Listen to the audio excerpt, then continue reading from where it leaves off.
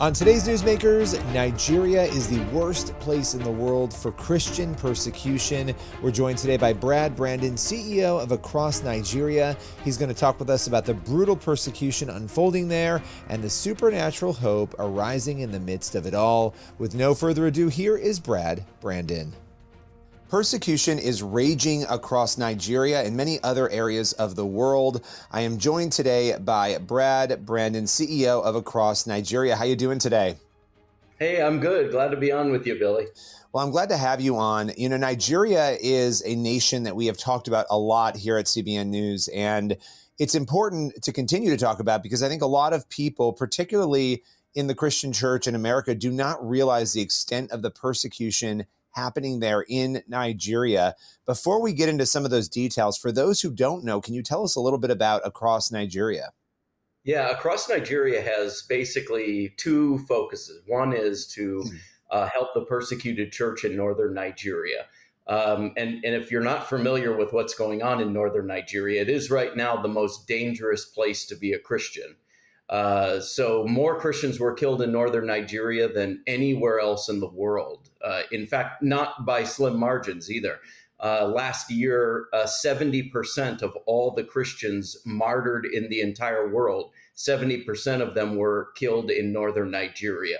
So the numbers are staggering. And already this year, there's been over 7,000 Christians that have been killed in northern Nigeria. So Across Nigeria works in those areas. I spend most of the year in northern Nigeria helping persecuted Christians. We have a refugee center. We help people restart their lives after, losing family, losing everything because they became a Christian. The other side to our ministry is that we also reach Muslims with the gospel of Jesus Christ. So we do that through our schools. We have schools that cater to Fulani Muslims. Fulani Muslims are of the most illiterate children in the entire world. So we're trying to change that. We also help them with food and medical opportunities, things like that, anything we can do to show them the love of Christ. So those are the twofold focuses that we have here at Across Nigeria. You know, as you're talking about the work you do, obviously this is dangerous work. I mean, you're in a part of the world, you mentioned this is the worst place to be a Christian in the world right now. And the fact that the vast majority of the killings and chaos targeted at Christians are happening there in Nigeria. What is it like for you to know that the work that you're doing, and we're going to get into the specifics of that even more, carries with it a real danger to you as well? I'm so used to it at this point that it doesn't bother me probably as much as it once does, but we're very security conscious. I mean, we work in areas that are controlled by Boko Haram, areas that are controlled by ISWA, which is the Islamic State of West Africa.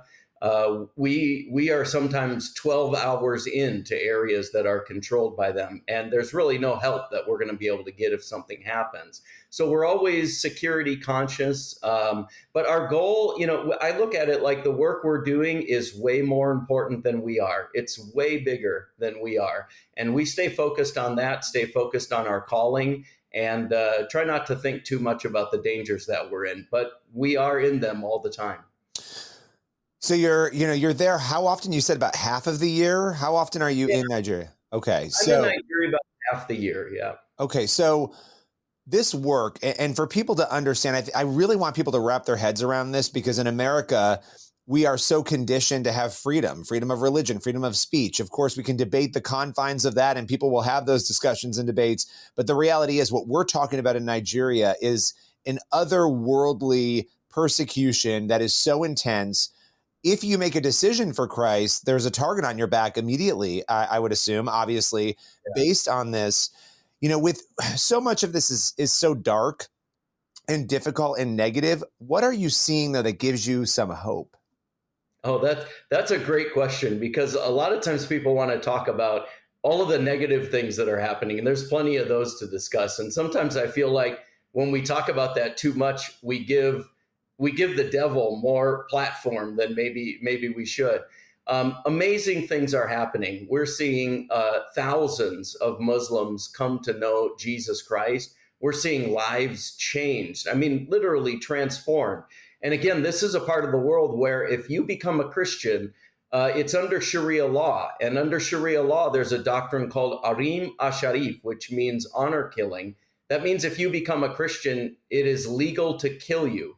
Your family can kill you. They can hire somebody to kill you. That's like a foreign concept to a lot of us here in the West, but it's an everyday occurrence in northern Nigeria. We're seeing people put their faith in Christ despite all of the dangers and all of the controversies and the violence.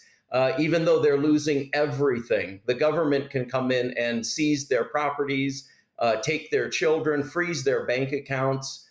They come to us with the clothes on their back, and when they do, they are invigorated. It's like watching a man who's been walking in the desert for a week with no water, and finally he gets a drink of water, and it just invigorates every part of their lives, and it's exciting to see that.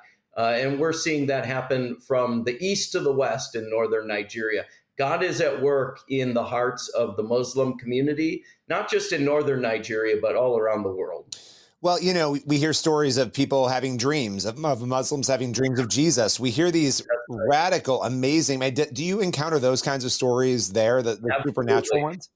Yeah, we have many times encountered, in fact, what you just mentioned, dreams. That seems to be a pretty pervasive thing that's happening right now throughout the Muslim world. We've had people have a series of dreams where God revealed to them who Jesus Christ was.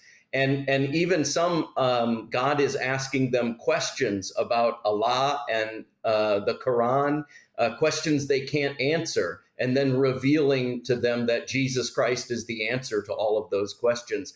And so a lot of times they'll come to us already knowing the full gospel, even though they didn't hear it growing up. They're not in a part of the world where it's talked about, but they'll know the entire story, death, burial, resurrection of Jesus Christ before we even present to them the gospel of Jesus Christ. So that is absolutely happening. Wow. Okay. So I do want to talk about some of the negatives because I want people to understand, right? We're talking in numbers and statistics, and let's talk about the real world consequences of what this persecution looks like. Can you tell us a story that stands out in your mind to help people understand the extent of what this actually looks like in practice? Yeah, the most vivid story I can share with you happened back in 2021.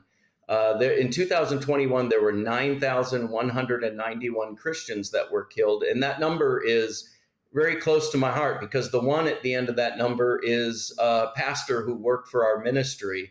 He worked as a scout, scouting out different areas in northern Nigeria that we could go and really help the Muslim community. We did that for about 2 weeks. And at the end of that tour, we dropped him off at his house and went to pick him up the next morning. And Muslims had come in, radical Muslims had come in and burned his church. They burned his house and they hacked him to death in his bed. And we found him that way the next morning. And, one of the best parts of that story, though, is we went to go pick up his wife. And while we were transporting his wife to go catch up with his body at our refugee facility, the whole time she was praying, God, open the hearts of the men who did this to my husband. She's truly the Elizabeth Elliot of northern Nigeria, a very unsung hero. No one would know her name, but she was praying that the entire time. And I have no doubt that God will answer those prayers in the years to come. So as she's going to collect the body of her husband, she's praying for the salvation of the people who killed him. That's right. Yeah. Asking God to open their hearts so that they can know Jesus the same way her husband did and the same way she did. Wow. It does. I mean, how in a country too, and this is the other thing about Nigeria that people need to understand, and correct me if I'm wrong, you're talking about a nation where almost half of the population is Christian, right? And yeah, that's exactly right. That's the irony of it is it's about 45, to 40, little under 50% of the population is Christian. Most of the southern half of Nigeria is Christian. Churches on every corner. It's like it's like the South here in the United States. But all of a sudden you cross into the North and it turns into an entirely different world where 95% of the population is Muslim. And when you look at that, you have to think, wow, how is it possible with so many Christians for this to happen? But yet There's obviously geographical areas that like the North that are controlled by some of these terrorist organizations and these groups. But it is remarkable because a lot of the persecution we see that's heavy in nations, they're in nations where you have 2%, 3% Christians. Nigeria is different. And not only is it different, it is the worst place, we can't emphasize this enough, to be a Christian in the world. When you are doing the work you're doing, I would imagine it's exhausting, it is difficult, it's dangerous. What keeps you going? It keeps me going is just my calling. I know this is what I'm called to do. I know this is my life's purpose. When you find a lot of people call it your why you exist, why you're here. When you find your why, nothing can stop you. You continue to get back in the ring, even if you've been knocked down 1,000 times, you'll crawl back in. Being tired doesn't stop you.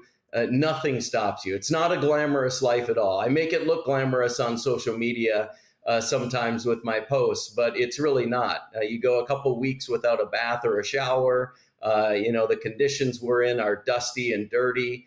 It's not easy at all, but my calling, my purpose, the reason why God created me was to reach the northern Nigeria region with the gospel of Jesus Christ.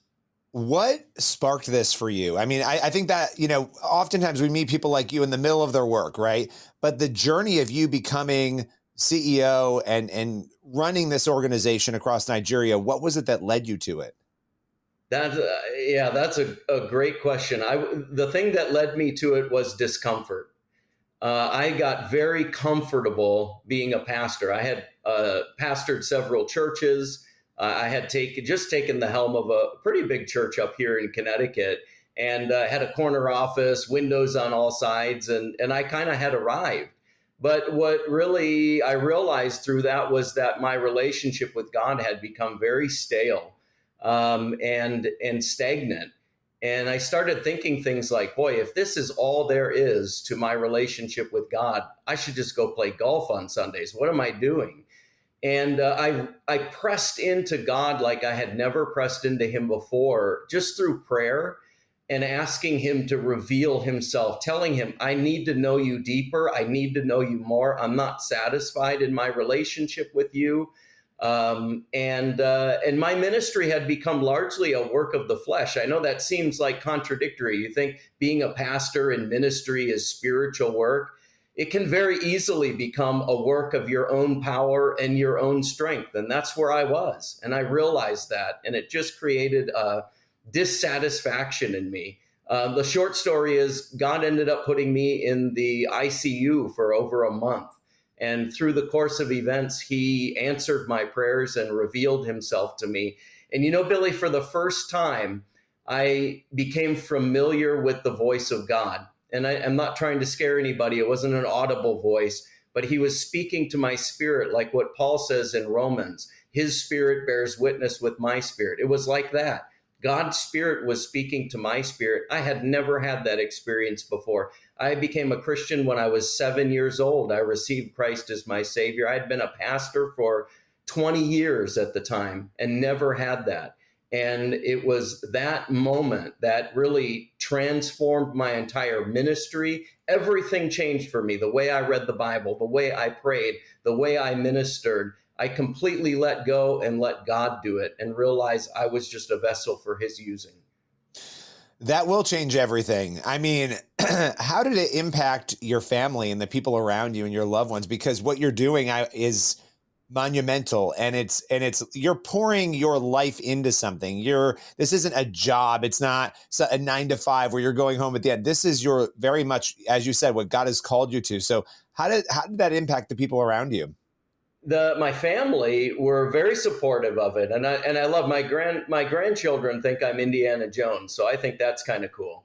But my wife is very supportive. My son sits on the board of directors of our organization, so most of my children are involved in that. My wife and I have 8 children, by the way, and Wow. and 5 grandchildren. Yeah. I think there was mixed reaction from people in the outer sphere in my life. People were very excited and very supportive, people who knew me. And then there were people on the peripheral of that who got very scared. And I think there was a level of conviction in that because they were still comfortable. They were still in that kind of stagnant relationship with God. And maybe there was a bit of comfort in seeing me have that same relationship. So when my relationship with God was transformed and I went deeper and full in, and just gave everything to the Lord and laid down my life and said, I'm going to the most dangerous place in the world to minister, I think there was a level of conviction and discomfort that came in some people, and they just didn't understand why I was doing what I was doing. Yeah, no, and that makes sense, right? Because you're kind of like, what in the world? It's so countercultural in America, right? In America, we want to, it's not just America. Everybody wants to be comfortable. Nobody wants to suffer, right? Nobody wants to have to do those things. And when you willingly put yourself in that position, I think it makes everybody else say, what are you doing? This is crazy. Mm-hmm. That's right. When all is said and done, at the end of the day, what do you want your legacy and the legacy of Across Nigeria to be? I don't care if anybody remembers my name. I want them to know the name of Jesus Christ. So if we want to call my life the legacy, let's look at it this way. As long as my life has introduced people to Jesus Christ and the love of God through Jesus Christ, and that's all they remember about our ministry and my life, then I would say for myself, job well done.